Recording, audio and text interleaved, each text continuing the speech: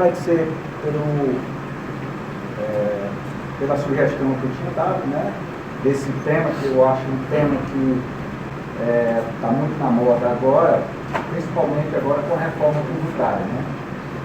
Que é uma nova economia que está surgindo, né? Já há alguns anos, né? E ela tem crescido bastante, essa economia digital e os reflexos na tributação, tá? Nós estamos encontrando problemas seríssimos quanto a essa economia digital, porque ela está crescendo de forma exponencial e no mundo todo estão tentando tributar essa nova economia, né? Mas encontrando muitas dificuldades que a gente vai ver aqui, tá? E aqui no Brasil, os físicos, de forma geral, todos eles, né, eles estão perdendo receitas, porque a economia física ela está se transferindo para a economia digital, que a gente vai ver aqui. Quais são os reflexos, né? E a gente vai ver aqui, tá? A economia digital, ela vem num processo desde o início da globalização, né? E como se deu com o surgimento da internet, né? Vocês devem ter ouvido falar já da ARPANET, que era uma internet que foi criada pelos americanos para se comunicar entre as forças armadas, né? E que não tivessem assim, uma escuta telefônica como tem com o telefone comum, né? E aí surgiu então a internet e ela foi sendo disseminada, né? E que está ocasionando essa criação da economia digital. Eu tenho 3 autores de livro, para quem quiser interesse, que trata acerca dessa economia digital. O primeiro dele é Manuel Castells, que é um sociólogo, que é espanhol e que é professor da Universidade da Califórnia. Foi quem escreveu o efeito das redes sociais, né, a sociedade de rede, o efeito das redes sociais na economia do trabalho, na política, né? Vocês agora perceberam, nós tivemos uma eleição e que essa eleição parece que não terminou ainda, parece como se existisse terceiro turno, né? Porque antigamente você votava, acabava a eleição, tinha algumas discussões, depois esquecia, o candidato começava a gerir, né, o Estado, o município, a União, no caso, e acabava, mas agora não. Com a internet, então vira, a gente sabe aí que os grupos do WhatsApp, né, Facebook, né, fica aquela discussão toda, né. E um outro sociólogo é o Zygmunt Bauman, que é o que ele criou o conceito de modernidade líquida, né? Que hoje nós saímos daquele mundo das certezas, né? Antigamente você fazia um concurso, como no meu caso, e você ia até 38 anos de serviço, como é o meu caso, estou saindo agora no final do ano, até 38 anos de serviço naquele mesmo emprego. Já hoje, com essa economia, você já não tem essa certeza. Hoje nós vivemos no mundo das incertezas, né? Nesse mundo líquido, né? Muito volátil, né? Uma coisa hoje está aqui, foi criada, mas de repente já desaparece no outro dia, né? E isso tem efeito na economia, a gente vai ver, né? E um economista, que eu também sugiro, é o Klaus Schwab. Klaus Schwab é um economista que criou aquele Fórum Econômico Mundial, né? Que tem Davos, né, todos os anos, né? E aí ele fez um estudo acerca dessa nova economia, que ele chama de a indústria 4.0, né? Que é a conectividade digital possibilitada por tecnologia de software, né? Tudo gira em torno de software, né? Está mudando profundamente a sociedade, ó. Carros sem motoristas, né?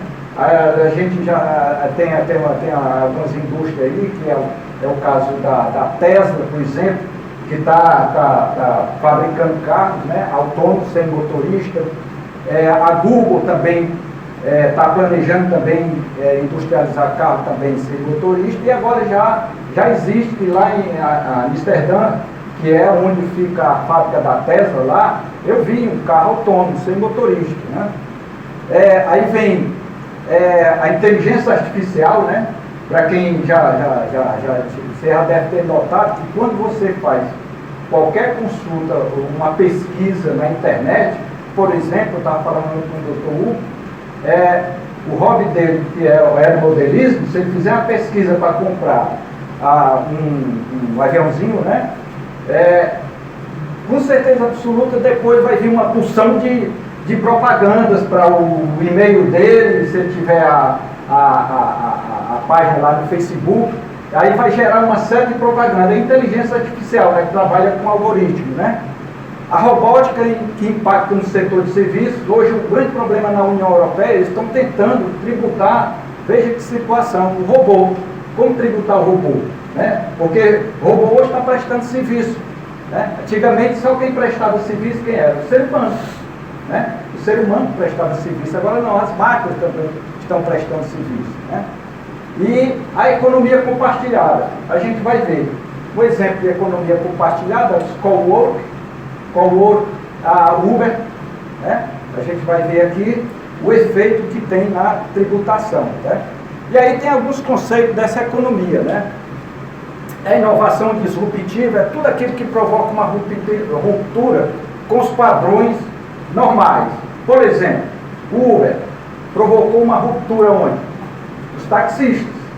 Acabou com os taxistas. Né? Eu estava conversando com um taxista.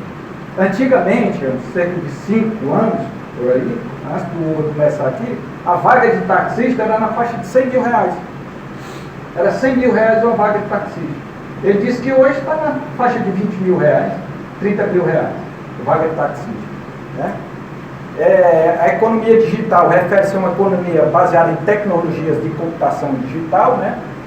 E ela pode ser chamada de economia da internet, nova economia, ou economia da web, e cada vez mais a economia digital está entrelaçada com a economia tradicional.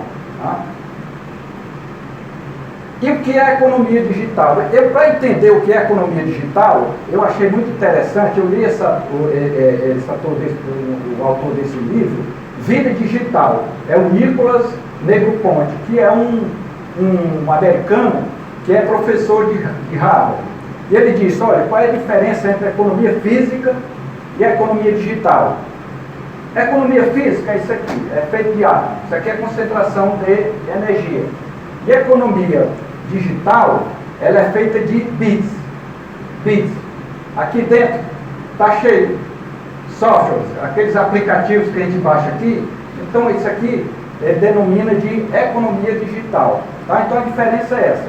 A economia digital ela é feita produzida por bits e a economia física é produzida por átomos. E aí qual é o grande problema? Porque o nosso sistema tributário nacional, ele foi calcado, na época que ele foi instituído, foi baseado em quê? Em economia física. Né? Porque o legislador constituinte de 88 jamais imaginava a internet, jamais imaginava essa economia digital. Né? Então todo ele foi feito baseado em quê? O sistema tributário nacional foi feito baseado em economia física. Tá? Ela hoje, gente, olha, para você ter ideia, atualmente ela já tem, o PIB dela é em torno de 3 trilhões de dólares. 3 trilhões de dólares, né? Isso é cerca de 30% do índice do SP500, que é essa bolsa de valores que foi criada para negociar as ações das startups, das fintechs, né? E ela equivale o quê? Ao déficit anual dos Estados Unidos, ou mais do que o PIB do Reino Unido, ou mais do que o PIB do Brasil. O que impressiona é o fato de todo esse valor ter sido gerado nos últimos 20 anos, desde o lançamento da internet, ó, fonte aqui da FGV. Então são essas empresas que são criadas, né, de startup, ela tem assim um boom quando elas dão certo mesmo, né, que ela vai para o mercado, e em pouco tempo são empresas que conseguem o unicórnio, né, que é aquelas empresas que ultrapassam o faturamento de 1 bilhão de dólares, né?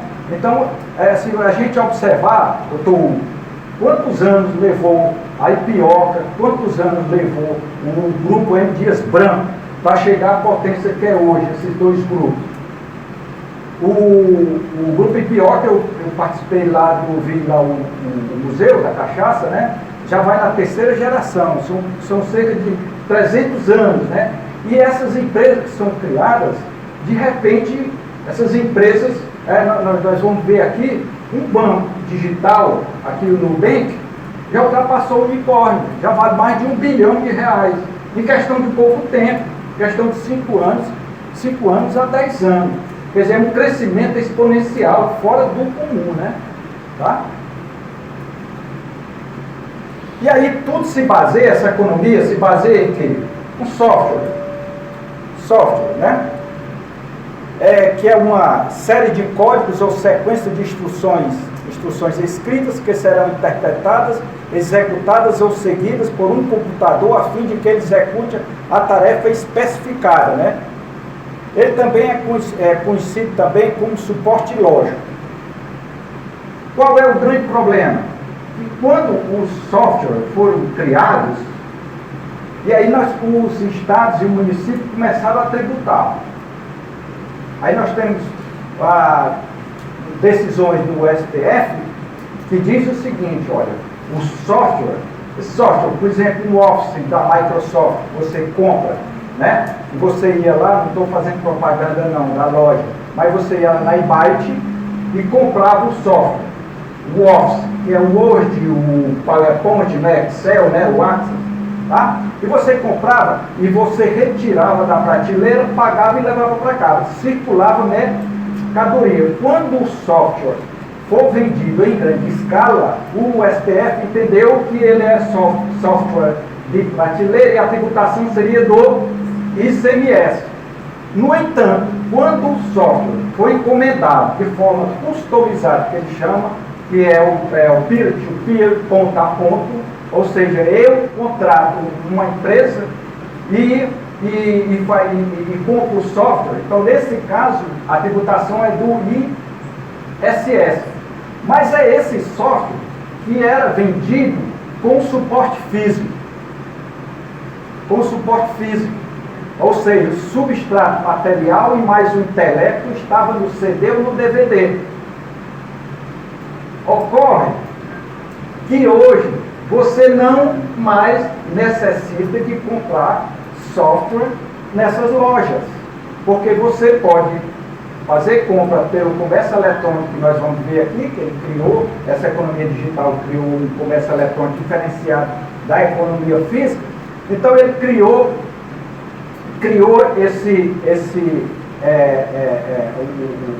o software, mas não mais há necessidade de você comprar numa loja. Você pode efetuar um download. Download, é quando você compra o software de uma determinada empresa, por exemplo, da Microsoft, né? E você baixa download, você baixa no seu computador. E ele não é mais vendido no suporte físico. Então a decisão do STF já não tem mais sentido. Entendeu? Já não tem mais sentido a decisão do STF. Então você baixa na sua máquina, né? Baixa na sua máquina o software e ok, você opera com o software. E aí, gente, essa é a forma que era vendido o software. Só que ele passou para uma terceira etapa, a venda, a comercialização do software. Foi através você adquirir ele na nuvem. Os doutrinadores conceituam computação na nuvem, né? É algo que está lá, que você não sabe qual é o local que está, e não necessariamente, não precisa mais você fazer o download da sua máquina. Você pode ter acesso a esses softwares que estão lá na nuvem, pode ter acesso a eles, utilizar, que a gente vai ver que existem 3 tipos de software na computação na nuvem, né? 3 tipos, E você tem acesso, eu vou dar um exemplo aqui, a Netflix. Você assiste um filme pela Netflix, mas você não faz o download do filme. Ele está lá na nuvem, você utiliza, assiste o filme, mas você não baixa mais na sua nuvem. Então vocês estão entendendo que o software que era antigamente vendido em lojas, né, ele não mais necessariamente, não necessita a gente comprar ele em loja, sim fazer o download, você compra de uma determinada empresa, e agora não precisa mais você fazer o download. Você vai utilizar esse software, eu vou dizer, são 3 tipos de camadas aqui, né? Para quem é da área de TI, entende muito bem essas camadas. Então, a primeira camada é chamada de IaaS, que é a infraestrutura. Aqui você pode fazer um contrato com essas empresas apenas para utilizar a infraestrutura. Você não tem dinheiro para comprar, por exemplo, um grande hardware, né, que é um valor altíssimo, então você aluga esse hardware que está lá na nuvem, né, que é a primeira camada que está lá na nuvem, e você aluga. É o exemplo desses provedores aqui, utilizado pela Amazon Web Services, essa Hackspace, GoGrid ou Google Computer, né? É a fonte livre tributação na nuvem da Tatiana Pistelli, que é a organização da Tatiana Pistelli. Para quem tem curiosidade, a FGV disponibiliza no YouTube palestras que eles estão fazendo um estudo dessa economia digital, referente à tributação. São várias palestras. Eu assisti cerca mais ou menos assim de umas 40 horas de palestras, tá? Todos os dias eles tem lá uma palestra e eles disponibilizam no YouTube, tá? Então essa é a primeira camada que eles chamam, né, da computação na nuvem, que é a infraestrutura, né, como um software, né, como um serviço. E aí vem a segunda camada. Qual é a segunda camada? É o PaaS, que é a plataforma. Aí aqui já é um pouco mais, além da infraestrutura, eles disponibilizam também software. Você necessita de fazer um determinado software, você contrata, além da infraestrutura, também a plataforma, tá? Quem utiliza esse tipo de funcionalidade é a IBM, a Oracle, Google e Microsoft, tá? E nós temos uma terceira camada, que é o software as a service, né? A terceira camada, que é a superação via download, né? E o usuário não precisa instalar o software em seu computador como antes fazia. Portanto, não há download do programa, mas apenas acesso via internet. Em resumo, as operações com softwares passaram das cópias físicas, né, dos CDs, né, para os downloads, né, e agora caminha para a nuvem. Então tinha a cópia física, né, que você ia lá, comprava na loja, depois passou para a segunda etapa, que é o download, né, que você fazia o download, e agora não precisa mais você fazer o download, você tem o software lá na nuvem, né. E aí pergunta, e aí? E aí? Como é que fica a tributação? Então veja como há uma migração da economia física para a economia digital. E isso ocasiona prejuízo, eu que faço parte do físico, ocasiona prejuízo na arrecadação do ICMS e do ISS. Então ela está migrando esses fatores de produção, está saindo da economia física para a economia digital. Esse é o primeiro reflexo, né, no sistema tributário nacional. E a pergunta que se faz: como tributar as operações ocorridas na nuvem? Há necessidade de alterar o STN e o Código Tributário Nacional? Quer dizer, o Código Tributário Nacional e o nosso sistema tributário nacional, ele foi construído na época, mas baseado em economia física, né? Economia física. E agora foi criada essa economia digital, e aí os estados ficam se perguntando, e aí? E agora? E nós temos um complicador no Brasil, qual é? É a separação entre ICMS, mercadoria e serviço, ISS. Coisa que não acontece no IVA da União Europeia, que é cobrado pela União, unificado com legislação única, e inclui tudo, inclui mercadoria e inclui serviço. E lá eles não estão conseguindo tributar. A gente vai ver aqui que a França e a Inglaterra já estabeleceram normas para tributar, mas não o fato gerador em si da economia digital, que seria, por exemplo, a transferência eletrônica de dados. Né? Estão tentando tributar como se fosse um imposto de renda, né? Pela receita e pelo lucro. Tá? E aí, quais são essas grandes empresas digitais? Né? Eu acho que a gente conhece, né? O iCloud, por exemplo, é da Apple, né? É da Apple. Ele fica lá na nuvem, né? Quem não quiser baixar seus arquivos, criar uma pasta, né?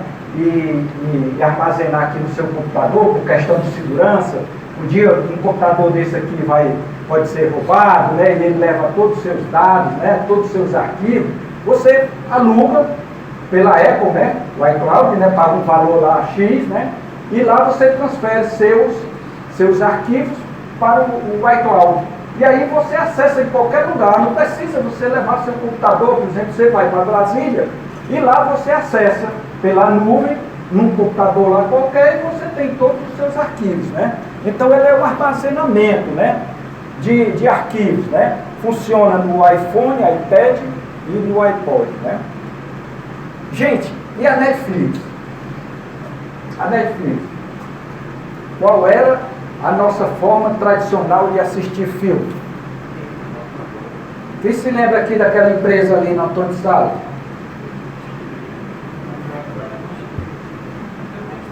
Distrivídeo, né? Distrivídeo.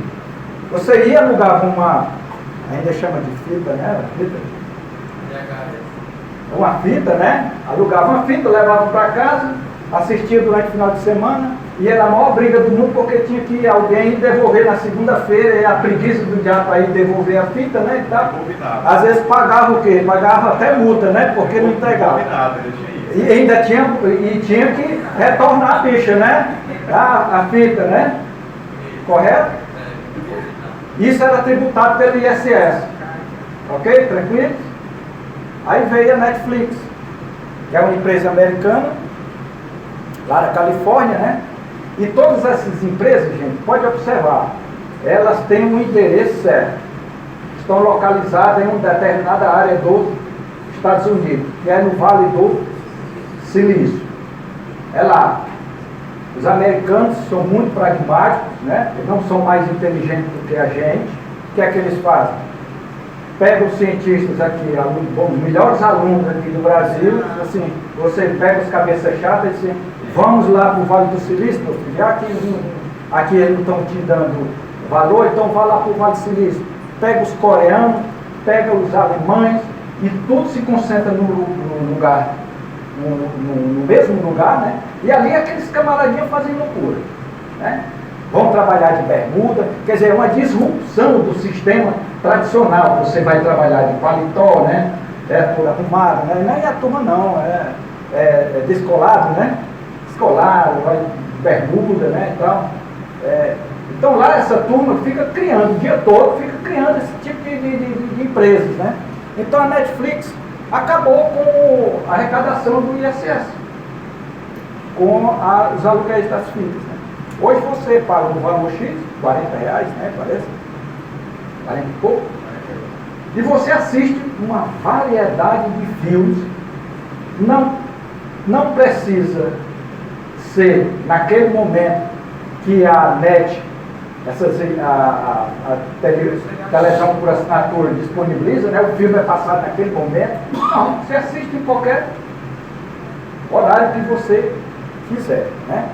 Aí além da Netflix tem a Apple TV e agora a Amazon Prime está com uma promoção de R$ 9,90, né? Você assiste filme e músicas, né?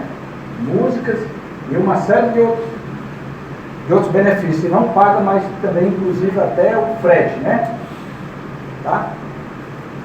A gente fica discutindo aí a questão da privatização dos Correios. Gente, se não privatizar o Correio logo, ele, é um patrimônio nosso que não vai valer mais nada. E essa aqui é gigante, a Amazon. Essa aqui é uma fera. Né? Fica lá em Washington, né? Uma das primeiras companhias com alguma relevância a vender produtos na internet. Está quebrando a coitada da cultura, da Saraiva, está tudo em recuperação judicial. Infelizmente. Né? Aí você tem também o Spotify, que é de música, né? Streaming de música, né? Você também paga um valor X, né? E aí você escuta as músicas que vocês quiserem, né? E é interessante porque o Spotify acabou com a indústria dos CDs, a pirataria.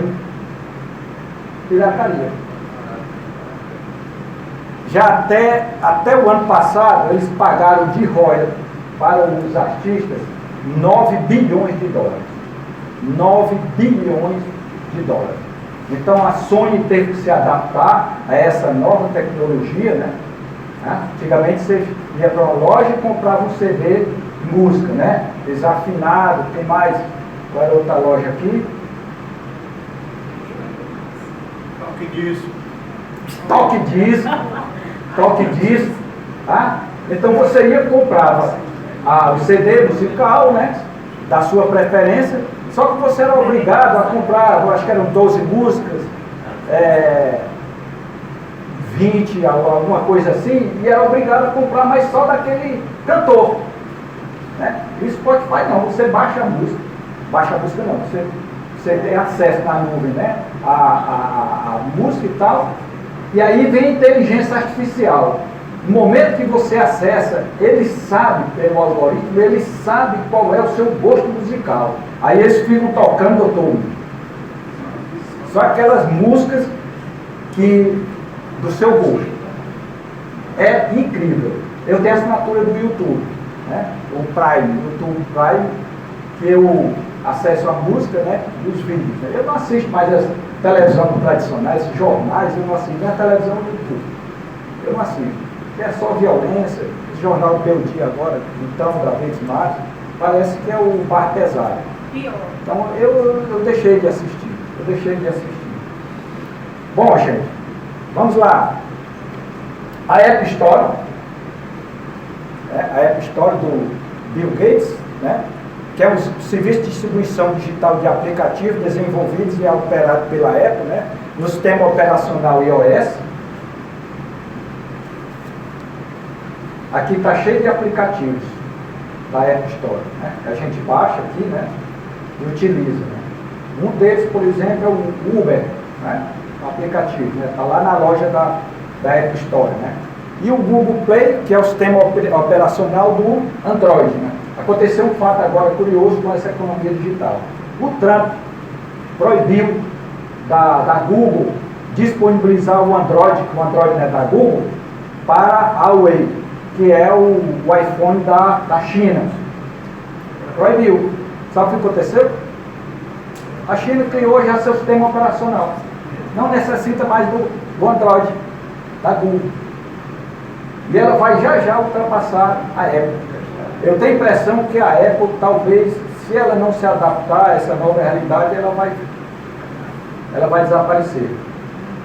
Porque ela é muito fechada e ela só aceita, né, o sistema dela, né? Ela não abre, né?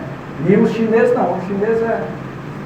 E qual é a grande preocupação? Porque, gente, dentro desse computador aqui, que os americanos fabricam, você pode ficar certo, aqui tem um sensor que os americanos sabem tudo que a gente faz. O WhatsApp também sabe o que é que a gente está conversando, ele tem todos os dados nossos. E agora, como a China está fabricando o Huawei, né, dela, e está vendendo para outros países, os americanos estão com medo. Porque os chineses também vão saber da vida da gente. A Samsung tem uma ação nos Estados Unidos, que ela, quando vendeu a televisão, que é pela internet, as Smart, né, ela colocou um sensor que ela escutava tudo que a gente falava na nossa sala. E aí o que é que eles faziam? Eles pegavam, por exemplo, se você estava, doutor Hugo, com a Smart TV dele, e estava falando, olha, eu gosto muito de aeromodelismo e tal, e aí eles apoiam o e-mail dele, ou então eles ficam enviando propaganda lá para a casa do doutor Hugo. Porque eles ficam ouvindo o que a gente está falando. E a gente vai tratar isso aqui com a internet das coisas. Essas economias, as empresas digitais, essa aqui é a fintech. Fintech é diferente de startup. Startup está mais ligada a outras empresas que não sejam do mercado financeiro. As fintechs são os bancos da vida, por exemplo, né? Nós temos Nubank, como eu falei para vocês, foi fundado em 6 de maio de 2013, já conseguiu um unicórnio, 1 bilhão de dólares, não é real não. O unicórnio é 1 bilhão de dólares. E o Inter, Banco Inter, que era um antigo banco intermédio. Eu acho que vocês já viram na camisa do São Paulo a propaganda do Banco Inter. Isso aqui está acabando com os bancos tradicionais. Eu acho que recentemente, não sei se vocês viram, o Banco Central editou uma resolução para não cobrar mais o TED. Você, através do QR Code, no seu celular, você transfere dinheiro da sua conta para uma outra pessoa, sem pagar o TED. E isso não é porque o Banco Central é bonzinho com os bancos tradicionais, não. Ó, eles aqui, você abre a conta nesse banco, questão de segundos. Você tem direito a cartão de crédito, não te cobra tarifa, O meu filho tem, porque o meu filho trabalha com a internet, né? É marketing digital. Então eu tenho um professor dentro de casa, tá? Então ele tem os dois bancos. Olha que interessante esse mercado. Ele não conhece o cliente, ele só se comunica pela internet com o cliente dele. Toda negociação é feita não presencial. O cidadão lá, quando fecha o negócio com ele, transfere o dinheiro para a conta dele desse banco, através de um boleto bancário. Eles são 100 boletos por ano que ele tem direito. Então é um banco que ele recebe dinheiro, o pagamento é feito lá para transferência para ele. Se ele quiser transferir, não paga nada. Esse é um banco que é uma tranquilidade, uma beleza.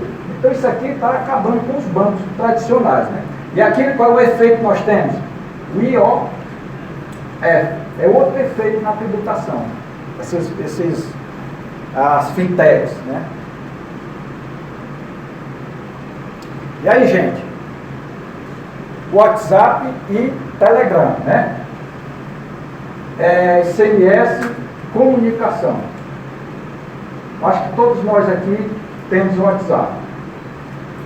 Quem é que efetua ligação telefônica? Raridade. Uma raridade. ICMS, serviço de comunicação, caiu drasticamente a arrecadação do ICMS, serviço de comunicação.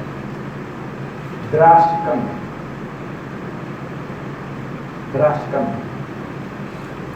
Porque é um serviço de graça, que te disponibiliza, não tem mensalidade, não paga, você envia tantos dados como voz também, né? Tanto dados como voz, então não paga e efetua o quê? A ligação. Por acaso, isso aqui a gente chama de celular, mas isso aqui na realidade é um computador. Às vezes liga, né? Às vezes liga. Então esse é um outro efeito que foi danoso para a arrecadação, para a receita do ICMS, tanto o WhatsApp como o Telegram. Acho que o Telegram ficou muito famoso depois daquele episódio lá da Vaza Jato, né?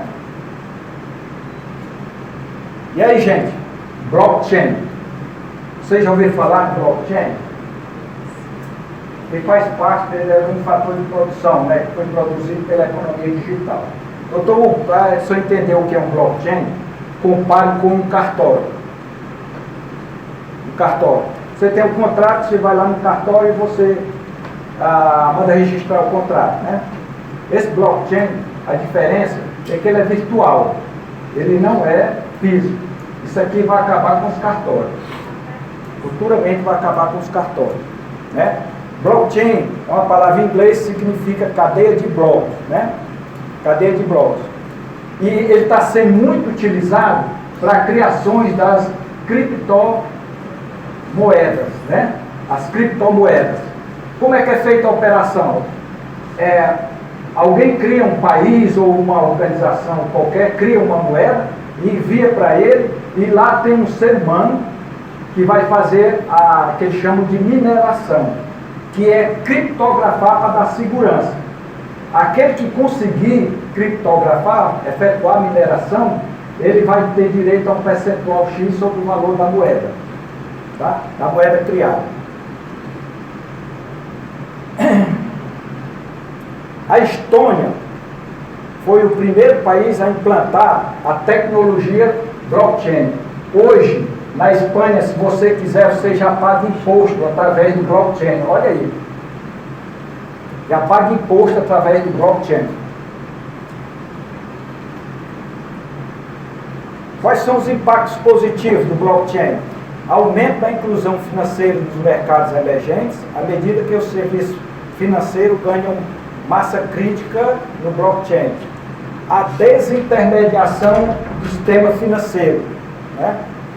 Contratos e serviços jurídicos, cada vez mais ligados aos códigos vinculados ao blockchain, que poderiam ser utilizados como conta de caução inquebrável ou contratos inteligentes projetados por meio da programação. Ou seja, contratos jurídicos também estão sendo depositados no blockchain.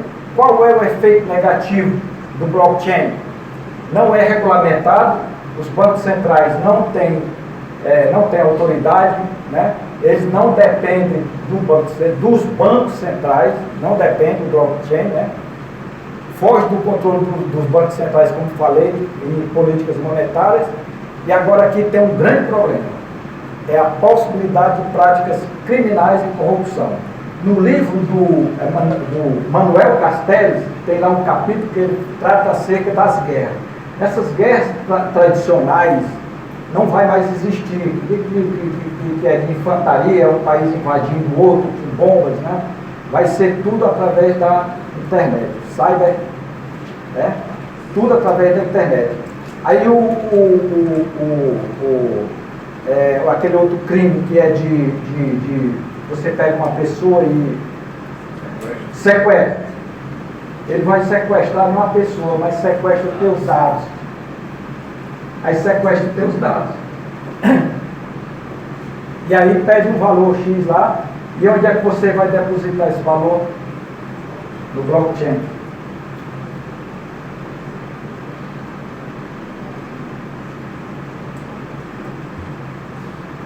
Aí o impacto na tributação. A controvérsia quanto à tributação de criptomoedas está relacionada à sua qualificação jurídica. É um ativo financeiro? É uma moeda fiduciária ou é mercadoria? Ninguém sabe, né? Aí a Receita Federal e o Banco Central, de certa forma, ela já está oficializando o blockchain. Porque a Receita Federal editou uma resolução dizendo que quem operar com criptomoedas vai ser obrigado a declarar no imposto de renda. E o Banco Central editou uma resolução dizendo que, determinando que essas operações com blockchain devem fazer parte da balança comercial, né? E a discussão do tema é um cenário estadual municipal acerca do ISS e ICMS, devido às operações de compra e venda de moedas virtuais. Nem o ISS e nem o ICMS estão conseguindo tributar. Falei agora do blockchain, agora vamos falar da impressora 3D. Impressora 3D. Está aqui o conceito dela, impressora 3D, fabricação aditiva, consiste na criação de um objeto físico por impressão, camada sobre camada, de um modelo ou desenho digital em 3D.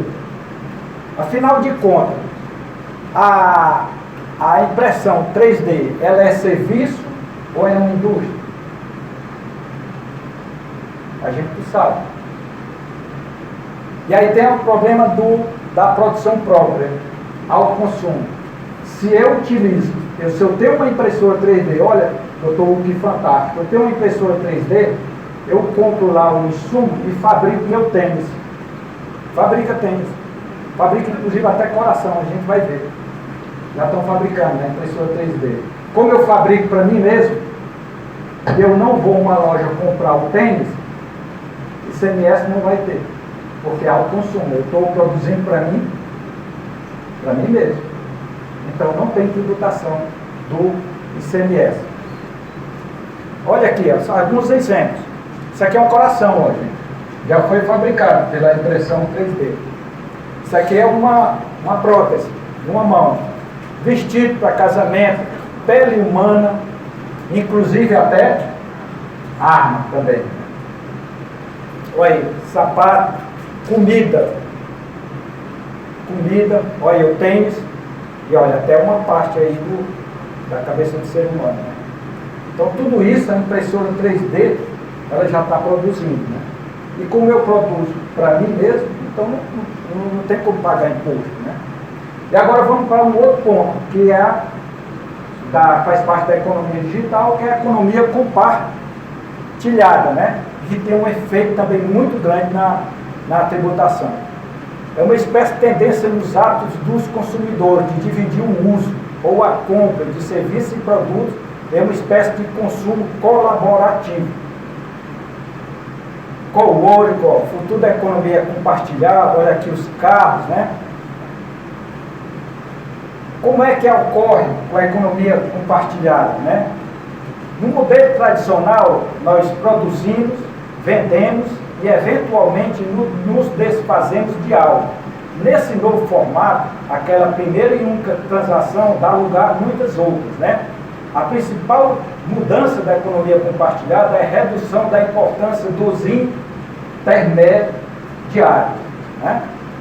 É possível, por exemplo, ter uma Ferrari por alguns dias sem pagar o IPVA, passar as férias num barco sem despesas do dia e trocar de bicicleta a cada fim de semana sem ter de guardá-la na sala de casa.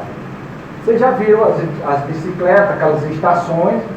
Então, se você aluga aquelas bicicletas, você deixa de comprar a bicicleta. Então, você vai ter, o Estado vai ter prejuízo na receita do ICMS. Porque como está compartilhando a bicicleta, o cidadão não vai mais querer comprar a bicicleta. Ele vai alugar a bicicleta. Assim, da mesma forma, são os carros, né? Os veículos, né? Uber. Para cada carro compartilhado, equivale a menos 15 veículos produzidos. Isso é uma pesquisa que fizeram na União Europeia.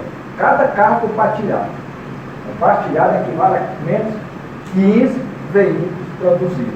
Né? Isso tem prejuízo no IPI, tem prejuízo no ICMS, tem prejuízo no IPVA.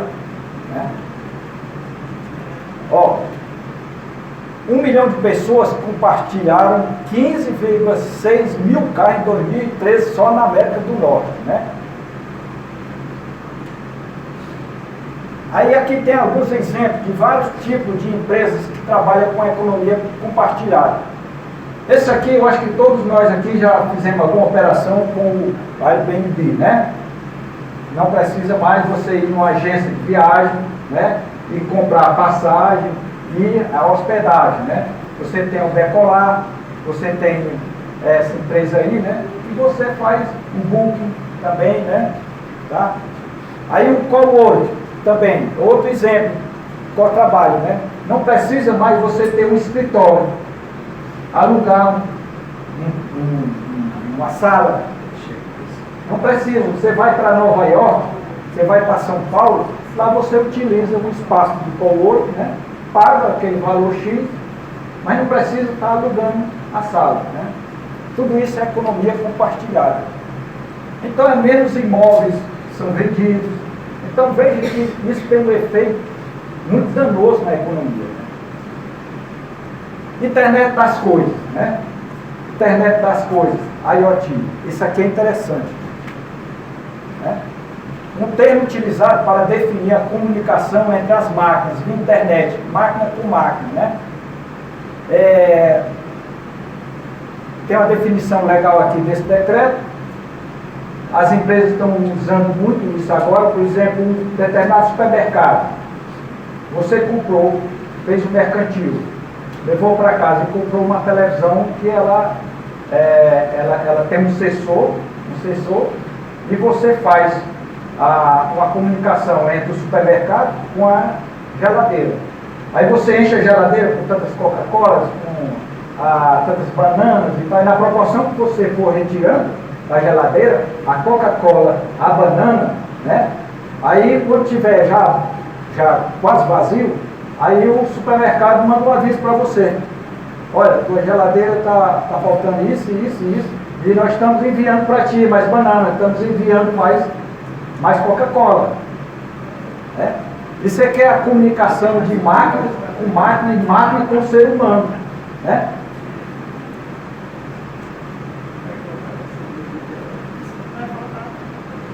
Aí, alguns exemplos aqui, ó. Exemplo 1, máquina de venda de refrigerantes com monitoramento em tempo real, que eu acabei de falar, né? Que compartilha informações acerca da necessidade de reposição dos refrigerantes e as preferências dos usuários que utilizam a máquina, né?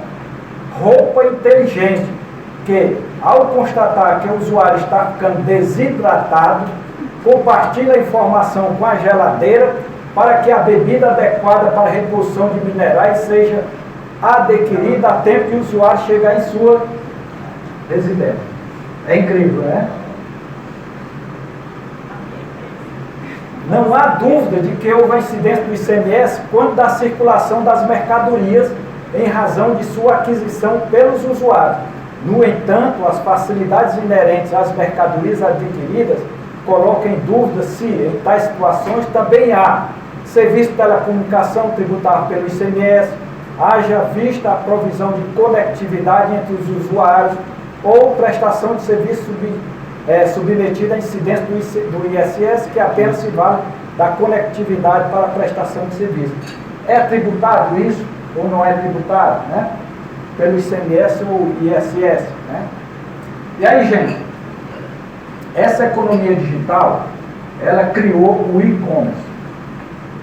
Diferentemente do comércio tradicional, ou seja, um produto é industrializado em determinada indústria, ele é vendido para um atacadista,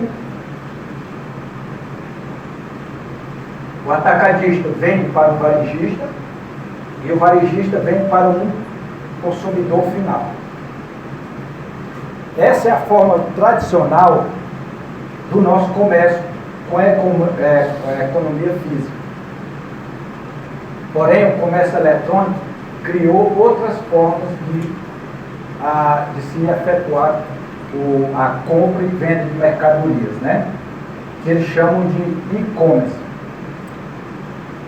Esse comércio eletrônico ocasionou, no caso do ICMS, a emenda constitucional 87/2015, né?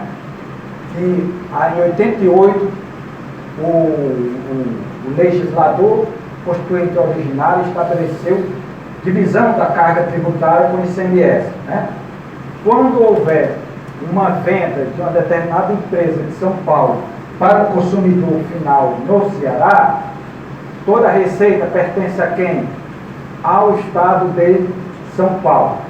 Quando ocorresse uma venda de uma mercadoria de uma empresa de São Paulo para um contribuinte no Ceará, aí ele tratou de dividir a carga tributária, que a gente chama o princípio misto.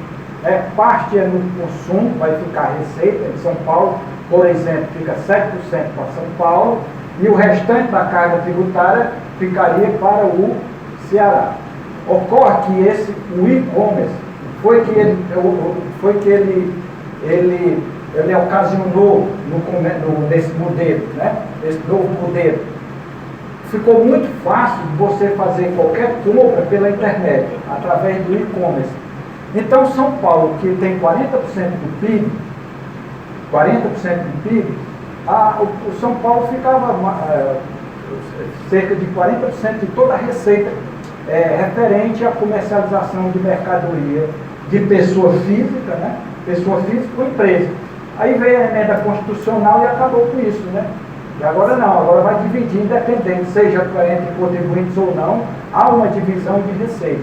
Então já foi ocasionado pelo o comércio eletrônico. Aí esse comércio eletrônico, ele criou vários tipos de operações, que eles chamam B2B, que é negócio a negócio, é quando uma empresa efetua uma venda de uma determinada mercadoria para uma outra empresa. O B2C é quando uma empresa vende para um consumidor final. E o C2C é quando um consumidor efetua uma prestação de serviço qualquer para um outro consumidor final, né? E o consumidor é negócio, C2B, quando uma pessoa física efetua uma venda para uma empresa. E existe o comércio eletrônico sem negócio, né? Que ocorre em instituições acadêmicas, não governamentais, religiosas, sociais, ou até agências governamentais que utilizam vários tipos de comércio eletrônico com o objetivo de reduzir custos ou maximizar suas operações ou atendimento ao cliente. Então são esses os tipos de comércio, tá? Bom, e aí para finalizar, o que está ocorrendo na economia digital, não só aqui no Brasil, como no mundo como um todo? Está ocasionando uma guerra fiscal na União Europeia. A questão do estabelecimento permanente. Com a economia física, uma determinada empresa dos Estados Unidos, ela teria que ter um estabelecimento físico permanente lá na Inglaterra, na União Europeia. Mas com a economia digital, não há mais essa necessidade. A Microsoft, o Google, a Apple, que são estabelecidas nos Estados Unidos, eles não necessariamente, para efetuar suas vendas, seus produtos, lá na União Europeia, têm um estabelecimento permanente, tem um estabelecimento físico lá. Não há. E aí a grande discussão na OCDE, que está fazendo esse meio de campo, tentando tributar, né? É através do projeto BEPS, que é aquele da planejamento tributário, né? Eles estão tentando fazer uma adequação aí de como tributar uma parte nos Estados Unidos e outra parte lá na União Europeia, né?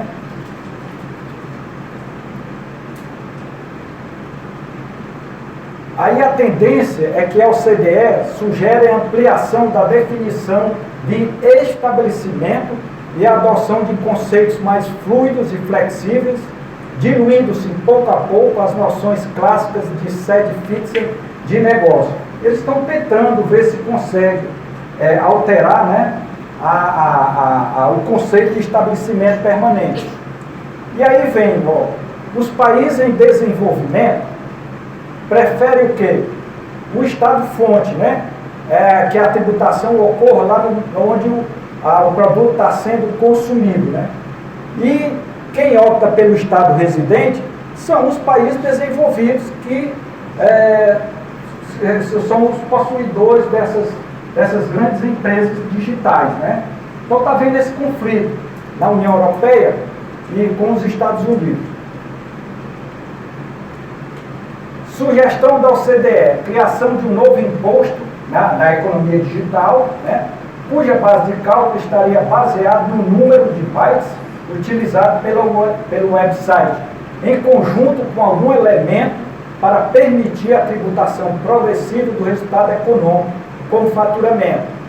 O Reino Unido partiu na frente, criou um imposto lá, que eles chamam do DPT, com a alíquota de 25%, e a base de cálculo não é sobre o fato gerador em si, da transferência eletrônica, né? Sobre o lucro que seria atribuído ao estabelecimento permanente.